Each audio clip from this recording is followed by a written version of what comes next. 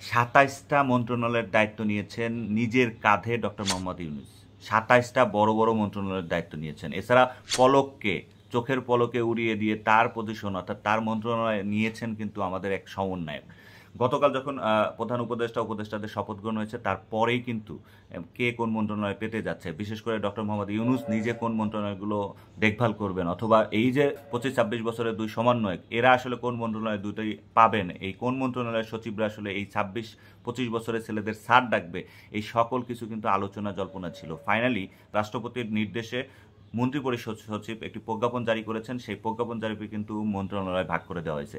জি, ২৭টা মন্ত্রণালয় পেয়েছেন ডক্টর মোহাম্মদ ইউনূস এবং দুটি মন্ত্রণালয় পেয়েছেন, অর্থাৎ একজনই ২৭টা, এরপরে একজন দুইটা মন্ত্রণালয় পেয়েছেন, অর্থাৎ সালেহ আহমেদ যিনি বাংলাদেশ ব্যাংকের গভর্নর ছিলেন সেই সালেহ আহমেদ পেয়েছেন দুটি মন্ত্রণালয়, অর্থ ও পরিকল্পনা মন্ত্রণালয়। এর বাইরে বাকি সবাই একটা করে মন্ত্রণালয় পেয়েছেন। আমাদের প্রিয় অভিভাবক বলা যায়, প্রিয় অধ্যাপক, ঢাকা ভার্সিটির আইন বিভাগের অধ্যাপক ডক্টর আসিফ নজরুল, তিনি পেয়েছেন আইন, বিচার ও সংসদ বিষয়ক যে মন্ত্রণালয় আছে সেই বিভাগের দায়িত্ব।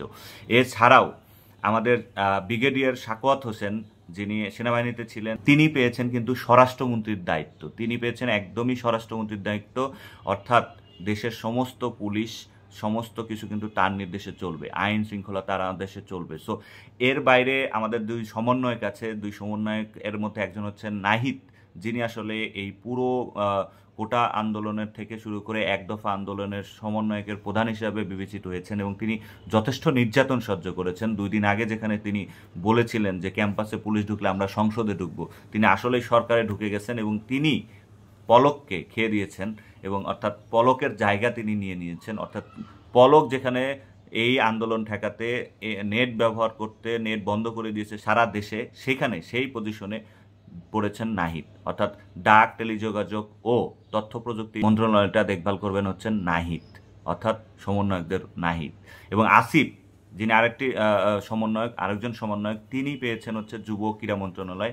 অর্থাৎ এই দুই সমন্বয়ক কিন্তু বেশ ভালো দুটা মন্ত্রণালয় পেয়েছেন। এছাড়াও কিন্তু আরও যারা আছেন তারা একটা করে মন্ত্রণালয় পেয়েছেন।